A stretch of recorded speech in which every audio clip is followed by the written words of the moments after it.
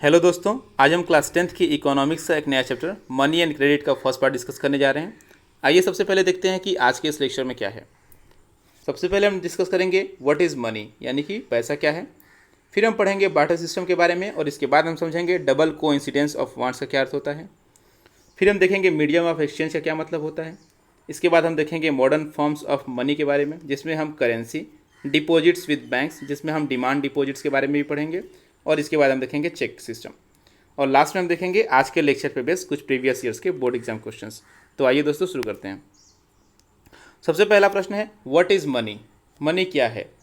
तो इसका एक डिफिनेशन हो सकता है कि anything that people use two by goods and services, कोई भी ऐसी चीज़ जिससे हम कोई सेवा या कोई वस्तु खरीद सकते हैं उसे ही हम कहेंगे मनी। जैसे उदाहरण के लिए समझते हैं, जैसे मान लीजिए कि आप मार्केट जाते हैं, कोई वस्तु आप खरीदना चाहते हैं तो आप आज के समय में पैसे देते हैं, उसे करेंसी देते हैं, तो यह मनी है। अगर इसके बदले में कोई आप फूड प्रोडक्ट देते हैं, कोई एनिमल प्रोडक्ट उसे आप देते हैं, कोई क्रिप्टो करेंसी देते हैं, या कोई भी ऐसी वस्तु देते हैं, कोई भी उसके बदले में सेवा कर देते हैं और उससे आप गुड्स या सर्विसेज खरीद लेते हैं, तो वही आपके लिए मनी है। जैसे अगर मान लीजिए कि आप जाते हैं मार्केट में चावल खरीदने के लिए, दुकानदार कहता है कि चावल के लिए पैसे चाहिए, आपके पास पैसे नहीं, आप कहते हैं कि ठीक है मैं आपके लिए 1 घंटे कोई काम कर दूंगा, तो आप उसके बदले में काम कर दिया, आपने गुड्स के बदले में उसे सर्विस दे दिया, तो जो आपने सर्विस दिया वहाँ पे वही सर्विस मनी का के रूप में काम कर रही है। तो कोई भी चीज़ जिससे हम कोई गुड्स या सर्विस खरीद रहे हैं वही हमारे लिए मनी है। अब हम समझते हैं बार्टर सिस्टम का क्या अर्थ होता है। It is a system of exchange where participants in a transaction directly exchange goods और सर्विसेज। यह एक ऐसा एक्सचेंज का सिस्टम है जिसमें जो पार्टिसिपेंट्स होते हैं, जो खरीदने वाले और बेचने वाले लोग होते हैं, वह ऐसा ट्रांजैक्शन करते हैं जिसमें वो डायरेक्टली गुड्स या सर्विसेज के बदले में कोई दूसरी गुड्स या सर्विसेज एक्सचेंज करते हैं without using a medium of exchange such as money. उदाहरण के लिए समझते हैं, जैसे मान लीजिए कि मैं मार्केट में जाता हूँ, मुझे 4 केले खरीदने हैं और मैं 4 केले के बदले में दुकानदार को 4 सेब देता हूँ, तो मैंने वस्तु के बदले में एक दूसरी वस्तु खरीदी और इसे हम कहेंगे बार्टर सिस्टम। इसके जगह पे कोई भी वस्तु का एग्जाम्पल आप सोच सकते हैं। अगर हम वस्तु के बदले में अगर उसे सेवा दे रहे हैं या सेवा के बदले में उसे वस्तु दे रहे हैं, जैसे अगर मान लीजिए कि हमारे घर में कोई व्यक्ति काम करने आता है, मान लीजिए हमारे घर में वो खाना बनाता है, सफाई करता है, और उसे हम पैसे ना दे करके उसे उसके बदले में हम कहते हैं कि तुम हर महीने जो है 2 किलो अनाज ले लिया करो, 10 किलो अनाज ले लिया करो, जो भी इस तरीके के अगर हम ऑफर उसको देते हैं और वो तैयार है, यानी कि यह बार्टर सिस्टम है जिसमें हम कोई मनी करेंसी का यूज नहीं कर रहे हैं, बल्कि एक सेवा या वस्तु के बदले में दूसरी वस्तु या सेवा उसे हम प्रदान कर रहे हैं। तो ये हुआ बार्टर सिस्टम। इसी का एक फॉर्म है डबल कोइंसिडेंस ऑफ वांट्स। इसमें क्या होता है? In double coincidence of wants a person desires to sell is exactly what the other wishes to buy. इसमें हम बिल्कुल वही वस्तु सामने वाले को देते हैं जिसे वो खरीदने की इच्छा रखता है, और उसके पास से हम वही वस्तु लेते हैं जिसकी ज़रूरत हमें होती है। यानी कि both parties have to agree to sell and buy each others commodities. Example के लिए समझते हैं, मान लीजिए ये लड़की है, इसे पुस्तक चाहिए, बुक्स चाहिए, और इस व्यक्ति को कुछ बनाना चाहिए, केले चाहिए, और इस लड़की के पास केले हैं, इस लड़के के पास बुक्स हैं। तो ये क्या करेगा, इन बुक्स को, इन पुस्तकों को इस लड़की को देने को तैयार है, और ये लड़की जो है इन केलों को इस लड़के को दे देगी। तो क्या हो गया, इन दोनों के पास वो वस्तुएं हैं जो एक दूसरे जो है खरीदना चाहते हैं। तो इसमें क्या हुआ, हमने एक ऐसा कोइंसिडेंस बना, एक ऐसी परिस्थिति बनी जिसमें वो एक दूसरे की वस्तु को आदान प्रदान कर ले रहे हैं। इसे हम कहेंगे डबल कोइंसिडेंस ऑफ वांट्स। लेकिन इसके साथ सबसे बड़ी प्रॉब्लम यही है कि ऐसा होना बहुत मुश्किल है कि अगर मान लीजिए मुझे कोई वस्तु चाहिए, तो डबल कोइंसिडेंस ऑफ वांट्स ये होगा कि मैं ऐसे व्यक्ति को खोजूं, जो है ऐसे व्यक्ति को ढूंढूं जिसके पास वो वस्तु है जो मुझे चाहिए, और वो व्यक्ति भी उस चीज़ की खोज में हो जो मेरे पास है। तो ये होना थोड़ा सा मुश्किल होता है, इसलिए डबल कोइंसिडेंस ऑफ वांट्स जो है बहुत ही एक रेयर चीज़ है, जो है एक बहुत ही मुश्किल से होने वाली परिस्थिति क्रिएट होती है ये। अब हम समझते हैं मीडियम ऑफ एक्सचेंज क्या होता है। मनी जो होता है वह एक इंटरमीडिएट का काम करता है इन द एक्सचेंज प्रोसेस, और इसीलिए हम इसे मनी को कहते हैं मीडियम ऑफ एक्सचेंज। अगेन यह मीडियम कुछ भी हो सकता है, या मीडियम ऑफ एक्सचेंज कुछ भी हो सकता है। जैसे उदाहरण के लिए समझते हैं, जैसे मान लीजिए कि मैं एक वस्तु चाहता हूँ दूसरी, और उसके बदले में एक वस्तु मैं देता हूँ, ठीक है। तो जो जिस वस्तु को मैं दे करके दूसरी वस्तु को खरीद रहा हूँ वही जो है मीडियम ऑफ एक्सचेंज हो गया। जैसे मान लीजिए कि मुझे चॉकलेट चाहिए, और यहाँ पे मैं हूँ, मान लीजिए ये मैं हो गया, और मैं गया दुकान पे, मुझे ये चॉकलेट चाहिए, और इसके बदले में, इस चॉकलेट के बदले में दुकानदार को मैंने 2 रुपये दिए। ये 2 रुपये क्या हो गया? ये हो गया मीडियम ऑफ एक्सचेंज। अगर इस चॉकलेट के बदले में दुकानदार एक बॉल राइस लेने के लिए भी तैयार है, तो यहाँ पे राइस मीडियम ऑफ एक्सचेंज हो जाएगा। अगर मान लीजिए कि 1 लीटर मिल्क लेने के लिए तैयार है, तो 1 लीटर मिल्क जो है वह जो है मीडियम ऑफ एक्सचेंज हो गया। कोई क्रिप्टो करेंसी लेने के लिए तैयार है, तो वह मीडियम ऑफ एक्सचेंज हो गया। यानी कि जिस भी वस्तु से हम कोई दूसरी वस्तु खरीद ले रहे हैं, वही जो है क्रिप्टो करेंसी हो गई। यहाँ पे जो हमने लिखा है कि इंटरमीडिएट का काम करता है, इसका मतलब ये है कि मेरे और वस्तु के बीच में, जिसे मैं खरीद रहा हूँ, उसके बीच में वह इंटरमीडिएट का काम कर रहा है। ठीक है, तो ये हो गया मीडियम ऑफ एक्सचेंज। अब हम समझते हैं कुछ मॉडर्न फॉर्म्स ऑफ मनी। जब तक जो है कॉइन्स या करेंसी जो नोट हैं वो जब तक इंट्रोड्यूस नहीं हुए थे, उस समय तक मनी का फॉर्म जो होता था वो ग्रेन्स होता था या कैटल्स होते थे। जैसे अनाज हम दे करके कोई वस्तु खरीद रहे हैं, पशु को बेच करके हम कोई वस्तु खरीद रहे हैं, इसलिए आप सुने होंगे पशुधन कहते हैं, क्योंकि वो धन का काम करती है।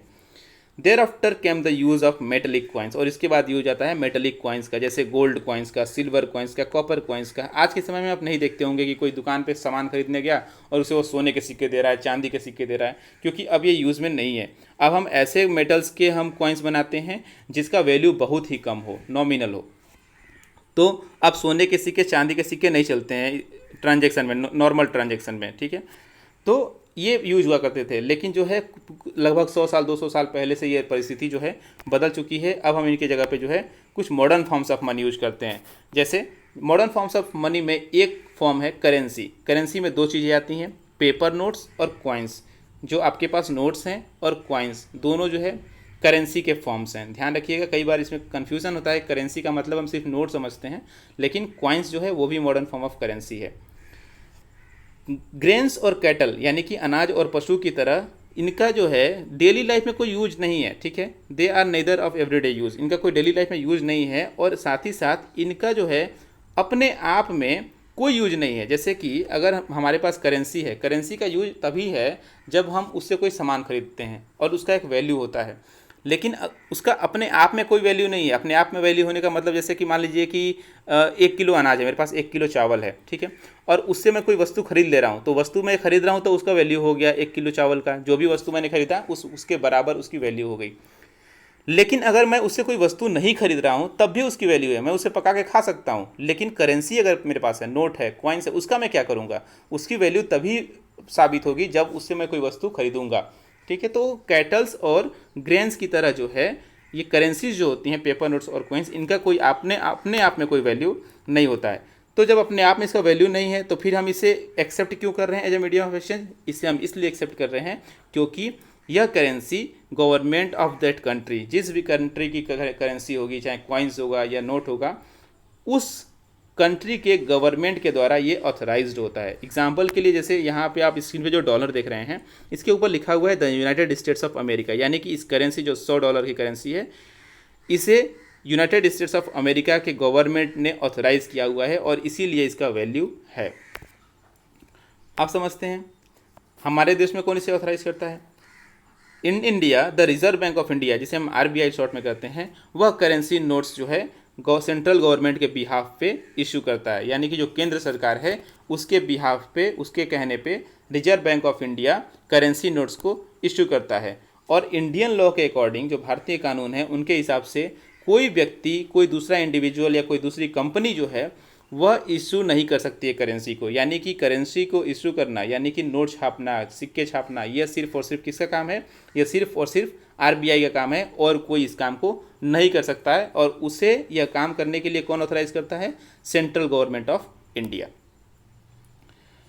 फिर इसके अलावा एक और चीज़ है कि कोई भी इंडिविजुअल, कोई भी व्यक्ति, जो करेंसीज हैं इंडिया में जो RBI के द्वारा जो छप रही हैं, चाहे वो नोट हो या कॉइन्स हो, उनको एक्सेप्ट करने के लिए लीगली जो है वो रिफ्यूज़ नहीं कर सकता है। जैसे अगर मैं किसी को 10 रुपये का नोट दे रहा हूँ तो वो ये नहीं कह सकता कि नहीं, मुझे ये 10 रुपये का नोट नहीं चाहिए, मुझे दूसरा नोट ला करके दो। ठीक है, अगर वो RBI के द्वारा अप्रूव है तो उसे वो एक्सेप्ट करना ही पड़ेगा। जैसे आप देखते होंगे कई बार लोग क्या करते हैं, दुकानदार कहते हैं कि मुझे 1 रुपये का ये सिक्का नहीं चाहिए, मुझे दूसरा सिक्का ला करके दो, या 10 रुपये का ये सिक्का नहीं चाहिए, दूसरा सिक्का ला करके दो। तो इस तरीके से कोई व्यक्ति जो है लीगली नहीं कह सकता है, उसके खिलाफ कार्रवाई हो सकती है अगर कोई व्यक्ति भारत सरकार के द्वारा जो ऑथराइज्ड जो करेंसीज हैं उनको लेने से मना करता है तो। और इसीलिए ये जो रुपीज़ हैं हमारे कंट्री में जो चलते हैं, चाहे वो नोट हो या कॉइन्स हो, वो सभी जो है वाइडली एक्सेप्टेड हैं as a medium of exchange. Medium of exchange के रूप में उसे हम स्वीकार करते हैं। जैसे उदाहरण के लिए ये 500 रुपये का नोट देखिए, इसके ऊपर क्या लिखा हुआ है, यहाँ लिखा हुआ है रिजर्व बैंक ऑफ इंडिया, ठीक है, यहाँ लिखा हुआ है रिजर्व बैंक ऑफ इंडिया, और उसके नीचे क्या लिखा है, guaranteed by the central government, यानी कि इसे सेंट्रल गवर्नमेंट ने गारंटीड किया है और इसे रिजर्व बैंक ऑफ इंडिया ने इशू किया है, और यहाँ पे लिखा है 500 रुपये।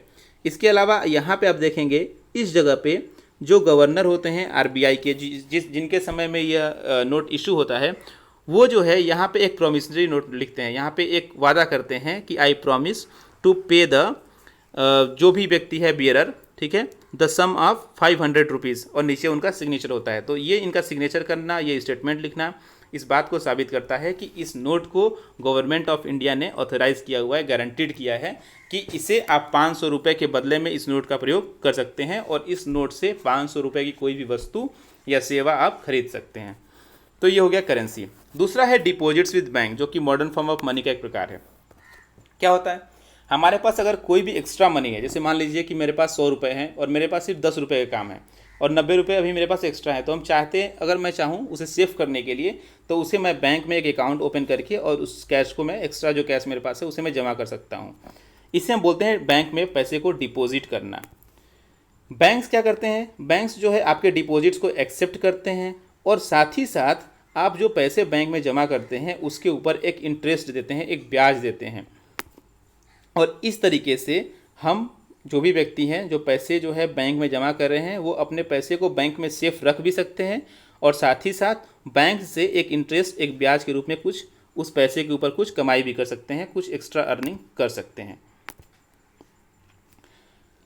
इसके अलावा एक और प्रोविज़न होता है कि आप जो बैंक में पैसे आप जमा कर रहे हैं उसे आप जब चाहें तब, जब भी आपकी ज़रूरत है, आप उसे विड्रॉ कर सकते हैं, उस पैसे को बैंक से जो है वापस मांग सकते हैं, निकाल सकते हैं। और चूंकि जो है हमने क्या किया, हमने बैंक में अपने पैसे को डिपॉजिट किया और उसे हम जो मांग रहे हैं उसके लिए हम डिमांड कर रहे हैं, इसीलिए पहले हमने क्या किया, बैंक में मनी को डिपॉजिट किया और अब उसे हम वापस मांगने के लिए डिमांड कर रहे हैं। तो इसीलिए इस प्रोसेस को हम बोलते हैं डिमांड डिपॉजिट, यानी जो पैसा मैंने बैंक में डिपॉजिट किया है उसे मैं डिमांड कर रहा हूँ कि मुझे वापस चाहिए, and this deposit is called demand deposit. तो जो पैसा हम बैंक में जमा कर रहे हैं उसे हम ले रहे हैं, ये कहलाया डिमांड डिपॉजिट्स। अगला जो मॉडर्न फॉर्म ऑफ मनी है वो है चेक्स। चेक क्या होता है कि अगर हम किसी को पेमेंट करना चाहते हैं तो हम क्या तरीका हो सकता है। अगर मान लीजिए कि आपका कोई मित्र है, आपसे मान लीजिए 50,000 रुपये मांगता है, तो आप उसे कैसे दे सकते हैं। दो तरीके हैं। एक तरीका ये है कि आप उसे ऑनलाइन ट्रांसफ़र कर दीजिए, दूसरा तरीका ये है कि आप उसे कैश निकाल के 50,000 रुपीज़ दे दीजिए, और तीसरा तरीका ये है कि आप उसे चेक के थ्रू जो है पैसे दे दीजिए। कैसे देंगे चेक के थ्रू, इसको समझते हैं। चेक क्या होता है पहले ये समझिए। चेक जो है एक पेपर है जो कि बैंक को इंस्ट्रक्ट करता है एक स्पेसिफिक अमाउंट पे करने के लिए। किसको, जिस पर्सन के अकाउंट को मैंने बताया है। और कहाँ से वो पैसे पे होंगे, मेरे अकाउंट से। अगर मान लीजिए कि मैं एक चेक इशू करता हूँ आपके नाम पे, तो इसका मतलब यह है कि मैं कह रहा हूँ कि मेरे अकाउंट से इतने स्पेसिफिक अमाउंट निकाल करके और जिसको मैं कह रहा हूँ उसके अकाउंट में आप भेज दीजिए। तो ये क्या हुआ, एक ट्रांजैक्शन करने का एक तरीका हो गया जो हम चेक से कर रहे हैं, और इसमें हम कैश का प्रयोग डायरेक्टली नहीं कर रहे हैं। ठीक है, तो इस तरीके से हम डायरेक्टली जो है कोई भी पेमेंट सेटल कर सकते हैं without the use of cash. तो ये एक शानदार तरीका है। अब समझते हैं कैसे होता है। देखिए यहाँ पे आप स्क्रीन पे देख रहे हैं एक चेक का सैंपल दिया हुआ है। ये स्टेट बैंक ऑफ इंडिया का चेक है। कैसे पता चला, यहाँ पे स्टेट बैंक ऑफ इंडिया का नाम लिखा हुआ है। क्या जानकारियाँ दी हुई हैं इसमें, ये जानकारी लिखा हुआ है कि ये मैं चेक किसको इशू कर रहा हूँ। अब देखिए यहाँ पे एक अकाउंट नंबर लिखा हुआ है इस जगह पे। ठीक है, ये अकाउंट नंबर उस व्यक्ति का है जो पैसे दे रहा है। ठीक है, अगर मैं पैसे दे रहा हूँ तो ये मेरा अकाउंट नंबर यहाँ पे लिखा होगा। ऊपर जो है एक नाम लिखा हुआ है पे, उसके आगे नाम लिखा हुआ है एक व्यक्ति का। इसका मतलब है कि मैं इनको पैसे दे रहा हूँ, और यहाँ पे अमाउंट लिखा हुआ है कितने रुपए मैं दे रहा हूँ, और नीचे मेरा सिग्नेचर है, यहाँ पे चेक नंबर लिखा हुआ है। ठीक है, तो ये सारे इन्फॉर्मेशंस होती हैं। इसे मैं जो है ले जा करके बैंक को दे दूंगा, और बैंक जो है मेरे अकाउंट से कुछ पैसे निकाल करके जितना मैं कहूँगा वह उस व्यक्ति के अकाउंट में जमा कर देगा जिसके अकाउंट में जमा करने के लिए इसमें लिखा गया है, जिसका नाम यहाँ पे लिखा हुआ है। तो ये हो गया चेक। चेक एक मॉडर्न फॉर्म से। ठीक है, अब एक बात ध्यान रखिएगा, मैंने आपको क्या क्या बताया। एक मैंने बताया कि जो है करेंसी का यूज हम करते हैं, वो नोट्स हो सकते हैं, जो है और कॉइन्स हो सकते हैं। इसके अलावा मैंने बताया कि हम बैंक में पैसे को डिपॉजिट कर सकते हैं, डिमांड डिपॉजिट्स का यूज़ करते हैं, हम पैसे को वापस मांग सकते हैं, चेक का प्रयोग करते हैं, ऑनलाइन ट्रांजैक्शन का प्रयोग करते हैं। ये जितने भी मेथड्स हैं, जो भी ये मॉडर्न फॉर्म ऑफ मनी है, ये सभी के सभी जो है बैंक से जुड़े हुए हैं। डायरेक्टली इनका लिंक जो है किससे है? बैंक से है। और एक चीज़ और आपको समझना है कि जब आप पैसे बैंक में जमा कर रहे हैं और पैसे वापस बैंक से आप मांग रहे हैं, तो आप जो है बैंक को इसके लिए कोई चार्ज नहीं दे रहे हैं, ठीक है। बैंक आपका ये काम फ्री में कर रहा है और अब बदले में क्या कर रहा है? आपको इंटरेस्ट भी दे रहा है। हालांकि इसमें एक चीज़ और है कि बैंक इसमें अर्निंग कर लेता है। वो कैसे करता है, वो आगे के लेक्चर्स में मैं आपको बताऊँगा, ठीक है। तो इसमें बैंक के लिए कोई डिमांड डिपॉजिट नहीं है। ये डिमांड डिपॉजिट जो है सिर्फ और सिर्फ आपका है। चेक जो है बैंक का कोई अपना नहीं होता है, चेक जो है वो आपके होते हैं, ठीक है। तो मॉडर्न फॉर्म ऑफ करेंसी जिसमें मॉडर्न फॉर्म्स ऑफ मनी जिसमें करेंसी है, डिपॉजिट्स है, ये सभी क्या है? ये बैंकिंग सिस्टम से क्लोजली लिंक्ड हैं और इसीलिए बैंकिंग सिस्टम हमारे लाइफ में एक बहुत ही की रोल प्ले करता है, बहुत ही एक महत्वपूर्ण भूमिका निभाता है। तो आज के लेक्चर में दोस्तों सिर्फ इतना ही था। आइए कुछ क्वेश्चंस देख लेते हैं जो आज के लेक्चर पे बेस्ड हैं, जिसमें पहला क्वेश्चन है 1 मार्क का, how does money act as a medium of exchange. उम्मीद है आप इस आंसर को समझ चुके होंगे, इस क्वेश्चन को, कि किस तरीके से मनी हमारे लाइफ में एक मीडियम ऑफ एक्सचेंज का रोल प्ले करता है, ठीक है। तो इसको मैंने बहुत सारे एग्जाम्पल से समझाया, तो आप इसे लिख सकते हैं। अगला क्वेश्चन है, how does the use of money make it easier to exchange things, ठीक है। जैसे मैंने आपको पहले बताया ना, बार्टर सिस्टम का एग्जाम्पल दिया, फिर डबल कोइंसिडेंस ऑफ वंस का एग्जाम्पल दिया।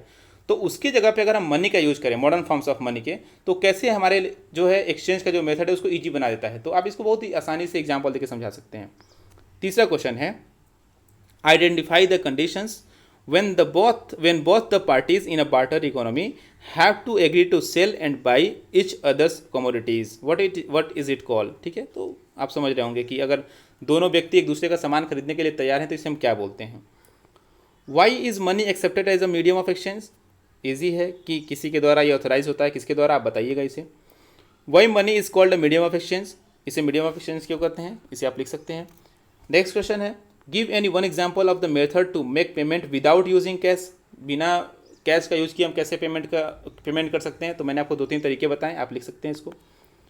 Give one example each of modern currency and older currency. एक आप एग्जाम्पल दीजिए मॉडर्न करेंसी का, जो मैंने आपको 3 एग्जाम्पल बताया उसमें से कोई भी एक एग्जाम्पल दे दीजिए। उसके अलावा और भी मॉडर्न फॉर्म्स ऑफ मनी है उसको आप बता सकते हैं, और कोई भी ओल्डर, कुछ भी हो सकता है। Explain the meaning of currency. Give one example of money which is not in the form of currency. लिख सकते हैं आप इसको, करेंसी के फॉर्म में नहीं है लेकिन मनी है, तो क्या है।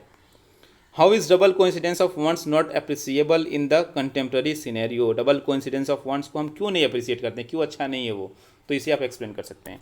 आइए कुछ 3 और 5 मार्क्स के क्वेश्चन देख लें। एक क्वेश्चन है, why is modern currency accepted as a medium of exchange without any use of its own. मैंने आपको बताया ना कि आप अपने आप में कोई यूज नहीं है, करेंसी का कोई अपने आप में यूज नहीं है। जैसे मैंने बताया कि आपको जो है गेहूं चावल है, अगर आप उसे मीडियम ऑफ एक्सचेंज के रूप में यूज कर रहे हैं तो यूज कर रहे हैं, नहीं यूज करें तो उसे बना के खा लीजिए, क्या दिक्कत है। लेकिन नोट को आप नहीं ऐसा कुछ कर सकते हैं, तो इसका रीज़न आपको बताना है। अगला क्वेश्चन है, how do banks play an important role in the economy of India. Explain, लिख सकते हैं आप इसको। बैंक का रोल मैंने लास्ट में आपको डिस्कस किया। How does money solve the problem of double coincidence of wants. Explain with an example, कोई भी एग्जाम्पल देकर समझाइए। What are the shortcomings of barter system that led to the evolution of money as a medium of exchange.